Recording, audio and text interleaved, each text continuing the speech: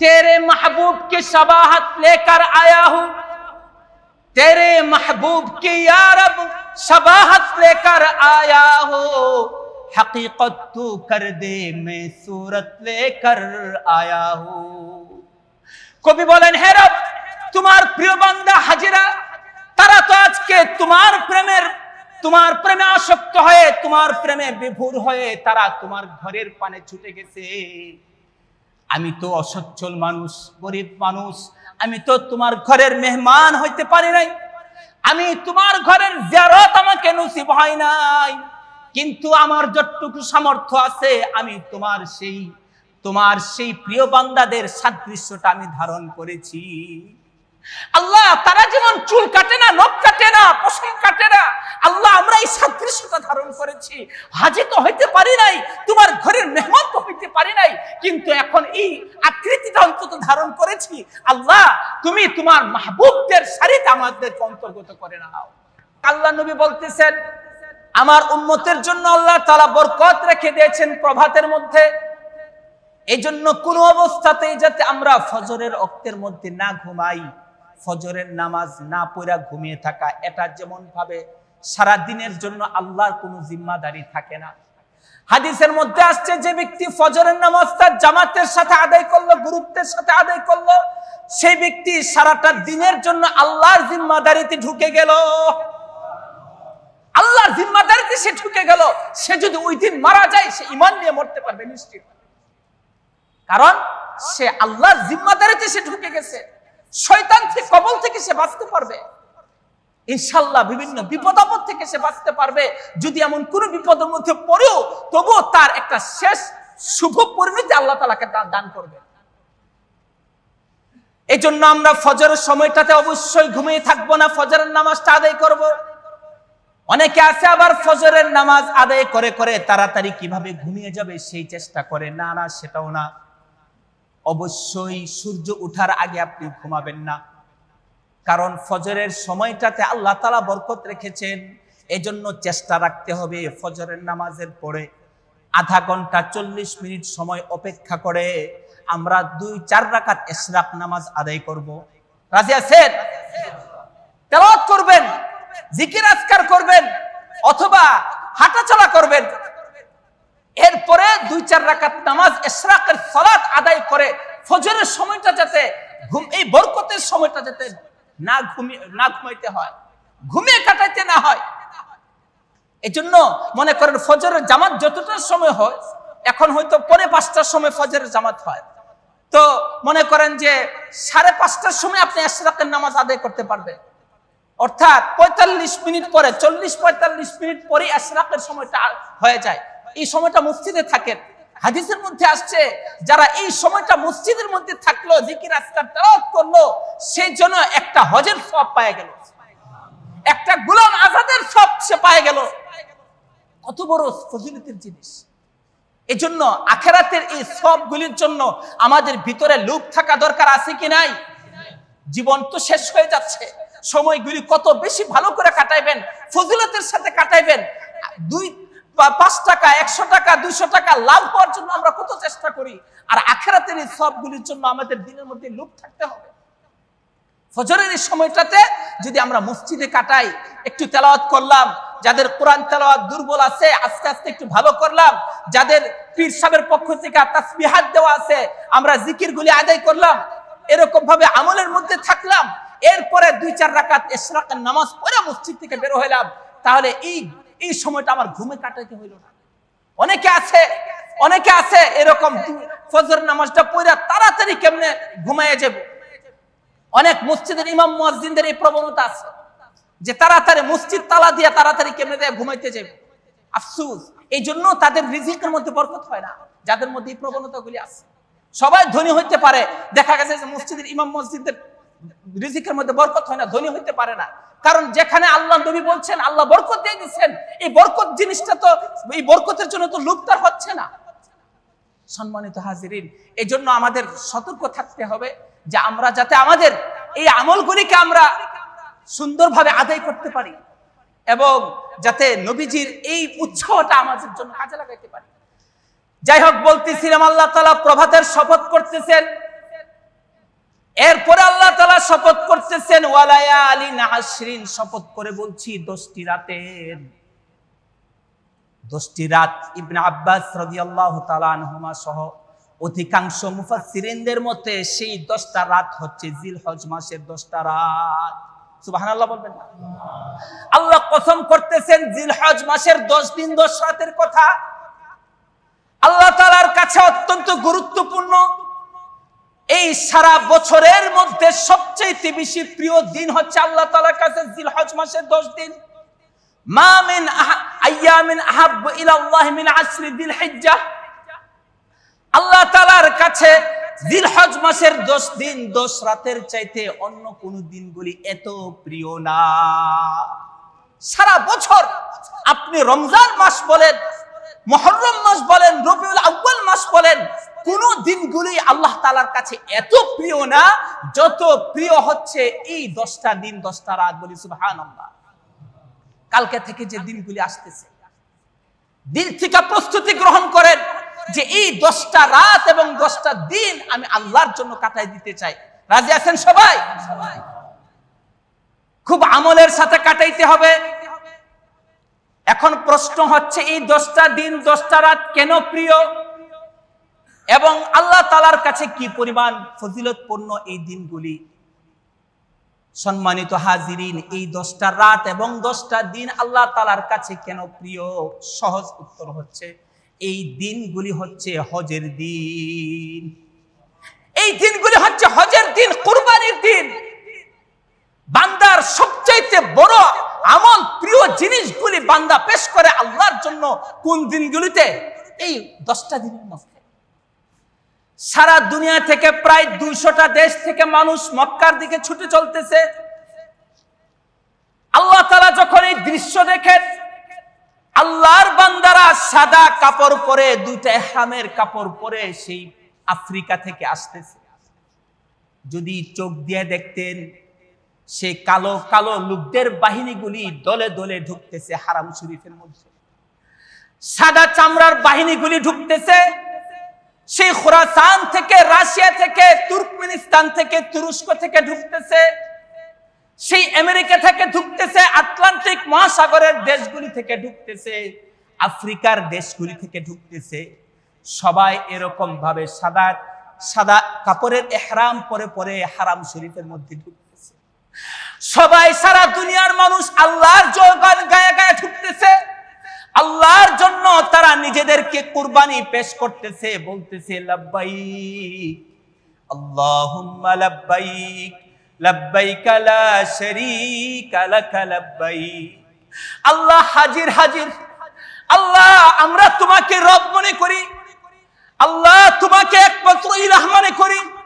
আমরা কোন মূর্তির পূজা করি না, আমরা কোন দেবতার পূজা করি না, সূর্যের পূজা করি না, চন্দ্রের পূজা করি না, আমরা কোনো পদার্থের পূজা করি না, আমরা কোনো নেতার পূজা করি না, আমরা রাষ্ট্রপতির পূজা করি না, প্রধানমন্ত্রীর পূজা করি না, আমরা কোনো ভণ্ড পীরের পূজা করি না, আমরা কবরে সিজদা দেই না, আমরা দুনিয়ার কোনো উপায়কে আমাদের খোদা মনে করি না। আমরা একমাত্র খোদা মনে করি কাকে? লাব্বাইক আল্লাহুম্মা লাব্বাইক। আল্লাহ, তোমার উলুহিয়তের চেতনাটা নিয়ে তোমার দরবারে উপস্থিত। আল্লাহ, তোমার দরবারে উপস্থিত। লা শারীকা লাক লাব্বাইক। আল্লাহ, তুমি ছাড়া কোনো ইলাহ নাই। আল্লাহ, আমি উপস্থিত, আমি উপস্থিত। ইন্নাল হামদা ওয়ান নি'মাতা লাকা ওয়াল মুলক। নিশ্চয় সমস্ত প্রশংসা, সমস্ত রাজত্ব, সমস্ত কিছু একমাত্র তোমার জন্য। আল্লাহ, তুমি সবকিছুর দাতা, তুমি সবকিছুর দানকর্তা। আল্লাহ, তুমি ত্রাণকর্তা। আল্লাহ, তুমি সবকিছুর পরিচালনাকারী। আল্লাহ, তুমি সবকিছুর নিয়ামক, সবকিছুর নিয়ন্ত্রণকারী। এই বিশ্বাস চেতনা নিয়ে আল্লাহ তোমার দরবারে উপস্থিত। লক্ষ লক্ষ টাকা খরচ করে আল্লাহ তোমার ঘরের জন্য তওয়াফ করার জন্য পাগলের বেশি ছুটে এসেছি। আল্লাহ, তোমার ঘরের চতুর্দিকে তওয়াফকারী হয়ে ছুটে এসেছি। আল্লাহ, তোমার ঘরের তওয়াফকারী হয়ে তোমার কাছে চলে এসেছি। আল্লাহ, আমি কাবা শরীফের চতুর্দিকে ঘুরতেছি। আল্লাহ শুধু এই 7টা ঘুরতি না, 7টা ঘুরতি বড় কথা না, আমি তোমার কাছে সেই অঙ্গীকার ব্যক্ত করতেছি, তোমার শরীয়তের বিধানের পিছনে পিছনে সারাটা জীবন ঘুরবো। আল্লাহ তোমার প্রেমের নজরানা নিয়ে আমি ঘুরবো, তোমার সন্তুষ্টির পিছনে পিছনে আমি সারাটা জীবন ঘুরবো। আল্লাহ তোমার কাছেই আমাকে সমর্পণ করতেছি, ব্যক্ত করতেছি। আল্লাহ তোমার জন্যই আমি নিজেকে সমর্পণ করতেছি। এই কথা বলে বলে বাংলাদেশ থেকে মুসলমানরা যাচ্ছে, ভারত থেকে যাচ্ছে, পাকিস্তান থেকে যাচ্ছে, মায়ানমার থেকে যাচ্ছে, ইউরোপ থেকে আসতেছে, আমেরিকা থেকে আসতেছে, আফ্রিকা থেকে আসতেছে, পৃথিবীর প্রায় 200টা দেশ থেকে মুসলমানরা পৃথিবীর আনাচে কানাচ থেকে আসতেছে। আল্লাহ তাআলা যখন এই দৃশ্য দেখেন, আল্লাহ তাআলা তখন বলতে থাকেন, ফেরেশতারা তোমরা তো বলেছিলে আমি মানুষটাকে তৈরি না করি, আমি যাতে মানব জাতি তৈরি না করি। মানুষ তৈরি করলে তারা রক্তারক্তি করবে, খুনাখুনি করবে, রক্ত ঝরাবে। কিন্তু দেখো আমার এই বান্দারা আমার পরিচয় পেয়ে, আমার গুণগান গেয়ে, আমার প্রশংসা করে পৃথিবীর আনাচে কানাচে থেকে আমার জন্য পাগল করা হয়ে ছুটে আসছে। বান্দারা, আমার ফেরেশতারা, তোমরা চেয়ে দেখো। আল্লাহ তখন গর্ব করতে থাকেন ওই মানুষগুলিকে নিয়ে, যারা বিমানে করে করে আসতেছে, যারা পানির জাহাজে করে করে আসতেছে, যারা বাসে করে করে আসতেছে, যারা বিভিন্ন বাহনে করে করে আসতেছে। আল্লাহ তাআলা তাদেরকে দেখা আল্লাহর এত ভালো লাগে, এত ভালো লাগে যে আল্লাহ ফেরেশতাদের সাথে গর্ব করতে থাকেন।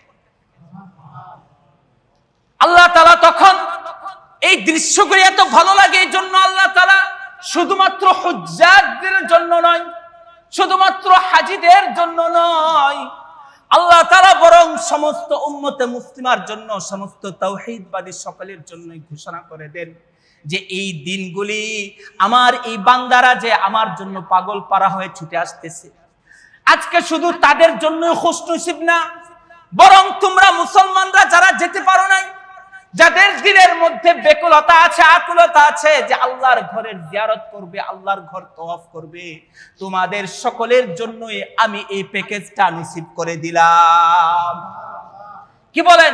এই দিনগুলির ফজিলতগুলি শুধুমাত্র হাজীদের জন্য নাকি সমস্ত মুসলমানদের জন্য? সমস্ত মুসলমানদের জন্য। এই জন্য নবী সাল্লাল্লাহু আলাইহি ওয়াসাল্লাম উম্মতে মুসলিমার অন্যদের জন্য, যে যারা হজ করতে যাবে তারা তো তাওয়াফ করবে, তারা তো সাই করবে, সাফা মারওয়ার মধ্যে সাই করবে, তারা 8 তারিখে মিনার মধ্যে অবস্থান করবে, 9 তারিখে আরাফার ময়দানে অবস্থান করবে, এরপরে 9 তারিখ রাত্রে মুজদালিফার মধ্যে অবস্থান করবে, 10 তারিখে তারা এরকম ভাবে কঙ্কর মারবে, পরে কুরবানি করবে, পরে ফরজ তাওয়াফ করবে, এরপরে আবার 11 তারিখ 12 তারিখ পাথর মারবে। তাদের জন্য তো এই আমলগুলি আল্লাহ তাআলা দিয়ে দিয়েছেন, কিন্তু অন্য সকল মুসলমানদের জন্য যারা সামর্থ্যবান তাদের জন্য আল্লাহ তাআলা একটা বিশেষ আমল দিয়ে দিয়েছেন, সেটা হচ্ছে কুরবানি। সেটা হচ্ছে কি? 10 তারিখের কুরবানি।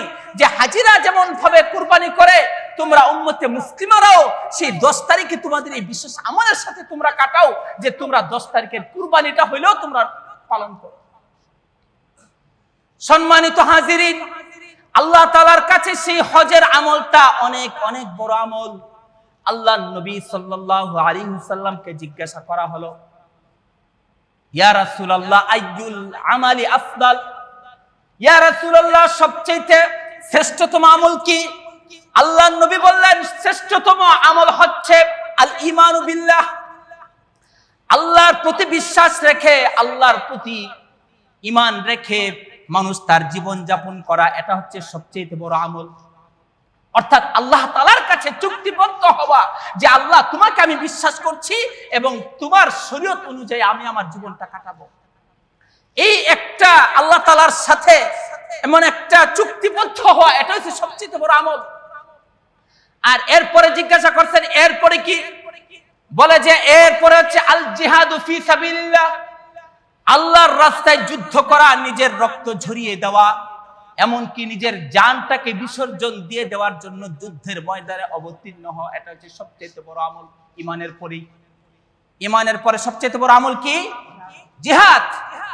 কারণ অন্য যে কোনো আমল করেন, আপনি নামাজ পড়েন, রোজা রাখেন, যাকাত দেন, হজ করেন, কোন জিনিসই তো আপনার জীবন ঝুঁকিতে নাই। কি বলেন? জীবন ঝুঁকিতে আছে। কিন্তু যুদ্ধের ময়দানে একটা মানুষ নিজের জানটাকে পর্যন্ত আল্লাহর রাস্তায় দিয়ে দেওয়ার জন্য সে যুদ্ধের ময়দানে অবতীর্ণ হয়। এখন সে আর দিবে কি? তার মাল দিছে, মাল নিয়ে যুদ্ধ করতে গেছে, এখন সে নিজের জানটা পর্যন্ত দিয়ে দেওয়ার জন্য পাহাড়ে পর্বতে তার জীবনটা কাটাইতেছে, যুদ্ধের ময়দানে কাটাইতেছে, অস্ত্র ধারণ করে শত্রুর মোকাবেলা করতেছে, নিজের জানটা পর্যন্ত দিয়ে দেওয়ার জন্য যে নাকি অবতীর্ণ। এর বাইরে আর দেওয়ারই আছে কি বলে? এজন্য জিহাদ ফি সাবিলিল্লাহর চাইতে বড় আমল আর হইতে পারে। আল্লাহ নবীকে জিজ্ঞাসা করলো, ইয়া রাসূলুল্লাহ, এর পরের আমলটা কি? বলে যে এর পরের আমলটাই হচ্ছে আল হজ্জুল মাবরুর। সকলে বলে সুবহানাল্লাহ। এর পরের আমলটা হচ্ছে হজ। যে আল্লাহর জন্যই যে নাকি হজ করলো, আল্লাহর জন্যই নিজের লক্ষ লক্ষ টাকা খরচ করলো এবং আল্লাহর জন্যই সে কষ্ট করে সফর করলো। এখন না 6 ঘন্টায় মক্কা শরীফ চলে যায়, বিমানে করে 6-7 ঘন্টায় চলে যায়, কিন্তু আগে তো সফর করার জন্য 2-3 মাস সময় লাগছে। পৃথিবীর আনাচে কানাচে থেকে সেই রমজান থেকে, রমজানের পর থেকে মানুষ সফর শুরু করছে, বাহনে করে করে গেছে। মিন কুল্লি ফাজ্জিন আমিক ওয়াআযিন ফিন নাসি বিল হজ্জি ইয়াতুকা রিজালান ওয়া আলা কুল্লি দামিরি ইয়াতিনা মিন কুল্লি ফাজ্জিন আমিক। আল্লাহ তাআলা ইব্রাহিম আলাইহিস সালাতু ওয়াস সালামকে ঘোষণা দিলেন যে তুমি আমার ঘর তো নির্মাণ করলে, এবার তুমি মানুষের মধ্যে আযান দাও, তুমি মানুষের মধ্যে ঘোষণা দাও। ইব্রাহিম আলাইহিস সালাতু ওয়াস সালাম বলতেছেন, হে আল্লাহ, আমার এই আওয়াজ কয়জনের কানে পৌঁছবে? এই কয়েকজন মানুষ তো এখানের মধ্যে আছে, এই কয়েকজনের ছাড়া আমার আওয়াজ দিলি আর কয়জনের কানে পৌঁছবে? আল্লাহ বলতেছেন, ইব্রাহিম, তুমি আযান দাও, আওয়াজ দাও, মানুষের কানে কানে পৌঁছানোর দায়িত্বটা আমি আল্লাহ পৌঁছাই দেব। যারা কপালে হজ আছে, বাস যারা নাকি আল্লাহর ঘরের জন্য তওয়াফ করতে গেছে, আল্লাহর ঘরে মেহমান হয়ে গেছে, বাস আল্লাহ তাআলা তাদের প্রত্যেকের কানে কানে এই আওয়াজটা পৌঁছাই দিয়েছেন। বলি সুবহানাল্লাহ। এই জন্যই আমরা বলি লাব্বাইক আল্লাহুম্মা লাব্বাইক। ওই যে ইব্রাহিম আলাইহিস সালাতু ওয়াস সালাম আওয়াজ দিছিলেন, এই আওয়াজের জবাবে আমরা বলি যে আল্লাহ, তোমার খলিলের আওয়াজটা শুনছিলাম, ওনার আওয়াজের জবাবে আমরা এখন বলতেছি আমরা হাজির, আমরা হাজির। সুবহানাল্লাহ। ইব্রাহিম আলাইহিস সালাতু ওয়াস সালামের আওয়াজ যাদের কানে পৌঁছেছে তারা সেখানে লাব্বাইক বলবেই। সম্মানিত হাজিরিন, আল্লাহ তাআলা যখন ওই চিত্রগুলি দেখেন যে আল্লাহর বান্দারা ওখানের মধ্যে আসতেছে দিনগুলির মধ্যে, তখন আল্লাহ তাআলা ওই চিত্রগুলি দেখে আল্লাহ তাআলার কাছে এত ভালো লাগে, এত ভালো লাগে। এই জন্য আল্লাহ তাআলা সমস্ত উম্মতে মুসলিমার জন্য এই দিনগুলির আমলগুলিকে করে দিয়েছে। বলতেছিলাম যে আল্লাহর নবী বলতেছেন যে এরপরে হচ্ছে হজ্জ মাবরুর। কারণ হজের মধ্যে একটা মানুষ লক্ষ লক্ষ টাকা খরচ করতেছে, আবার কষ্ট করে সফরটা করতেছে, এবং সে তার সারা জীবনের জন্য আল্লাহ তাআলার কাছে তওবা করে, অনুশোচনা করে, এমন ভাবে সে আমলটাকে সম্পাদন করতেছে যে সে একজন নিষ্পাপ শিশুর মতো হয়ে ফিরে আসে। যাদের হজ্জে মাবরুর নসিব হয়, আল্লাহ নবী বলেন সে যেন রাজা কায়াউমিন ওয়ালাদাতহু উম্মুহু, সে তো এমন ব্যক্তির নেই ফিরে আসছে, এমন সন্তানের নেই, সদ্য ভূমিষ্ঠ সন্তানের নেই, সে নিষ্পাপ হয়ে গেছে। যে বাচ্চারা নাকি মা মাত্র জন্ম দিছে, এই বাচ্চা যেমন বেগুনাহ, এই বাচ্চা যেমন নিষ্পাপ, ওইরকম ভাবে একজন হাজী ব্যক্তি পুরা নিষ্পাপ হয়ে সে মক্কা শরীফ থেকে ফিরে আসে। এই আমলটা কত বড় আমল! এই জন্য এই আমলের জন্য আমাদের দিলের মধ্যে একটা আকুলতা বিকলতা থাকা দরকার আছে কি নাই? এ কথা অপেক্ষা করা যাবে যে আমার আরো 2-4 বছর পরে হজ করব না? মনে রাখবেন, এই দিলের মধ্যে যদি ব্যথা না থাকে আর টাকা যদি জমায় জমায় রাখেন, বোঝা গেল যে ঈমানের মধ্যে সমস্যা আছে। এই জন্য মনের মধ্যে এই আকুলতাটা নিয়ে আসেন যে আমাকে হজ করতে হবে, আমি আল্লাহর জন্য আল্লাহর ঘরের মেহমান হয়ে আমি যেতে চাই। সম্মানিত হাজিরিন, এই দিনগুলির ব্যাপারে আল্লাহর নবী সাল্লাল্লাহু আলাইহি ওয়াসাল্লাম বলতেছেন যে এই 10টা দিন খুব আমলের সাথে কাটানো, খুব জিকিরের সাথে কাটানো, কোরআন তেলাওয়াতের সাথে বেশি করে কাটানো, এবং প্রতিদিন পারলে রোজা রাখা। আল্লাহ নবীর একটা বর্ণনার মধ্যে আসছে, যদিও সেটা দুর্বল সূত্রে, আল্লাহ নবী বলতেছেন ইয়াদিলু কুল্লু ইয়াউমিন বিসিয়ামি সানাতিন ওয়া কুল্লু লাইলাতিন বিকিয়ামি লাইলাতুল কদর। এই দিনগুলির 10টা দিনের এক একটা দিনের রোজা 1 বছরের রোজার সওয়াব সমপরিমাণ। এক এক দিনের রোজা 1 বছরের সওয়াব মিলে যায়। এক একটা রাতের বেলা ইবাদত বন্দেগী লাইলাতুল কদরের ইবাদত বন্দেগীর সমান হয়ে যায়। এজন্য এই দিনগুলির মধ্যে আমরা খুব আমলের সাথে কাটাবার চেষ্টা করব। এবং বিশেষভাবে আরাফার দিবসের রোজা আল্লাহ নবী সাল্লাল্লাহু আলাইহি ওয়াসাল্লাম বলেন, ওয়াসিয়ামু ইয়াউমি আরাফাত আহতাসিবু আলাল্লাহি আন ইউকাফিরা সানাতা আল্লাতী ক্বাবলাহা ওয়াস সানাতা আল্লাতী বাদাহা। এটা একদম বিশুদ্ধ সূত্রে বর্ণিত হাদিসের মধ্যে আসছে যে আরাফার দিবসের রোজা অর্থাৎ 9 তারিখের রোজা, 9 তারিখের, 10 তারিখে তো কুরবানি, আর 9 তারিখ মানে হচ্ছে আরাফার দিবস। এই আরাফার দিবসের রোজা, সেটা আল্লাহ নবী বলেন আমি আশা করি যে আল্লাহ তাআলা আগের 1 বছর পরের 1 বছর এই 2 বছরের গুনাহ খাতা আল্লাহ তাআলা মাফ করে দিবেন আরাফার দিবসের রোজাটা রাখার মাধ্যমে। এই জন্য অন্যান্য দিবসের রোজাগুলি যতটুকু পারেন রাখবেন, আর বিশেষভাবে আরাফার দিবসের রোজাটা অবশ্যই রাখবেন। রাজি আছেন সবাই? আরাফার দিবস আমাদের দেশের হিসাব মতে যদি আজকে চাঁদ উঠে আর সোমবারে যদি ঈদ হয় তাহলে হবে রবিবার দিন। কিবার দিন? রবিবার দিন। তো এর আগের দিন সৌদি আরবের হিসাবে এর আগের দিন হচ্ছে আরাফার দিবস সৌদি আরবে, যখন হাজিরা আরাফার মাঠের মধ্যে থাকবেন। তো যদি আমরা রবিবার দিনও রাখি, শনিবার দিনও রাখি, গুনাহ হবে? বরং আমরা তো তাহলে সৌদি আরবের যেদিন হাজি সাহেবরা আরাফার মাঠে থাকবে ওই দিনও আমরা রোজাটা রেখে দিলাম। এই জন্য আমরা কমপক্ষে 2 দিনের রোজাটা রাখবো, পারলে আমরা পুরা 9 দিনের রোজায় রাখবো ইনশাআল্লাহ। আরেকটা আমলের কথা নবী সাল্লাল্লাহু আলাইহি ওয়াসাল্লাম হাদিসের মধ্যে বলছেন, মান আরাদা আন ইউদাহিয়া ফালা ইয়াখুয মিন যফরিহি ওয়ালা মিন শা'রিহি শাইআ আও কামা ক্বালা আলাইহি সাল্লাতু ওয়াসসালাম। যে ব্যক্তি কুরবানি করবে সে যাতে জিলহজ মাসের শুরু থেকে নিয়ে 10 তারিখ পর্যন্ত কুরবানি করা পর্যন্ত সে যাতে তার নখ চুল পশম এগুলিকে না কাটে, নখ চুল পশম এগুলিকে যাতে না কাটে। তো মুহাদ্দিসিনে কেরাম বলেন যে কুরবানির সামর্থ্য যার আছে বা নাই সকলেই এই আমলটা করতে পারে।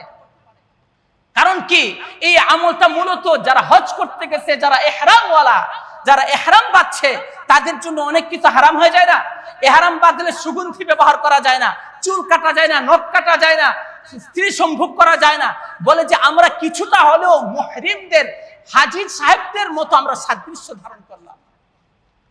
তেরে মাহবুব কে শাবাহাত লেকর আয়া হুঁ, তেরে महबूब की या रब शबाहत लेकर आया हो, हकीकत तू कर दे मैं सूरत लेकर आया हूं।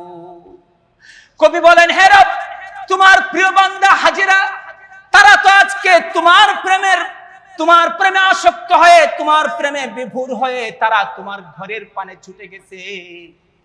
আমি তো অসচ্ছল মানুষ, গরিব মানুষ, আমি তো তোমার ঘরের মেহমান হইতে পারি নাই, আমি তোমার ঘরের জিয়ারত আমাকে নসিব হয় নাই, কিন্তু আমার যতটুকু সামর্থ্য আছে আমি তোমার সেই প্রিয় বান্দাদের সাদৃশ্যটা আমি ধারণ করেছি।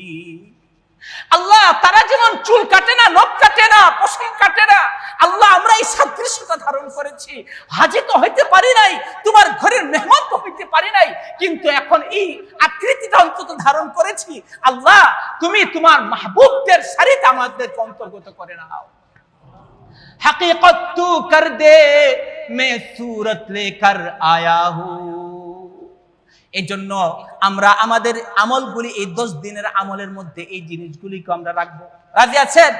চুল নখ পশম যেগুলি কাটার আজকে সূর্যাস্তের আগে পরিষ্কার করে নেবেন, যাতে আগামী 10 দিন কুরবানির আগে পর্যন্ত এগুলি না কাটতে হয়। যারা দাড়ি রাখার অভ্যাস হয় নাই তাদেরকে অনুরোধ করব যে আল্লাহ নবীর এই সুন্নতটার মধ্যে ছুরি চালায়েন না, আল্লাহ নবীর সুন্নতটার মধ্যে ছুরি চালায়েন না, কেচি চালায়েন না, খুর চালায়েন না। আল্লাহ নবীর কাছে যদি উপস্থিত হয়ে যান, এই মুখটা নিয়ে যদি উপস্থিত হইতে হয়, তাহলে আল্লাহ নবীর কাছে শাফাতের জন্য কি। সম্মানিত হাজিরিন, যাতে আমরা আমাদের এই মহান আমলগুলি যাতে সঠিকভাবে করতে পারে আল্লাহ তৌফিক দান করেন। কুরবানির বিষয় আছে ইনশাআল্লাহ, আগামী জুমাতে আলোচনা হবে। কুরবানির মাসাইলগুলি কিছু আলোচনা হবে। কুরবানির জন্য এই কুরবানিটাও অনেক বড় একটা আমল, এটা 10 তারিখের আমল। এই জন্য আমরা এটার জন্য প্রস্তুতি গ্রহণ করি, দিলকে খালেস করে। যারা আল্লাহর জন্যই কুরবানিটা দিবে, আপনি তাদের সাথে শরীক হয়ে কুরবানি দিবেন। নতুবা এমন যদি দিলের মধ্যে ইতমিনানওয়ালা মানুষ না পান, তাহলে একটা আলাদা করে একটা ছাগল কুরবানি দিবেন। কিন্তু যদি জানেন নিশ্চিত সে সুদখোর, ঘুষখোর, হারামখোর, বেনামাজি, তাহলে তার নিয়তের মধ্যে গরমিল থাকতে পারে, তার সাথে মিলা কুরবানি দেওয়ার চিন্তা করবেন না। দরকার হয় একটা খাসি দিয়া, তবু এটা আল্লাহর জন্য খালেস ভাবে এটা পেশ করবেন। আল্লাহ তাআলা আমাদেরকে সমস্ত নেক আমলগুলি বুঝার এবং করার তৌফিক দান করেন, সকল বলে আমিন। এবং আল্লাহর প্রিয়ভাজন হওয়ার তৌফিক দান করেন, সকল বলে আমিন।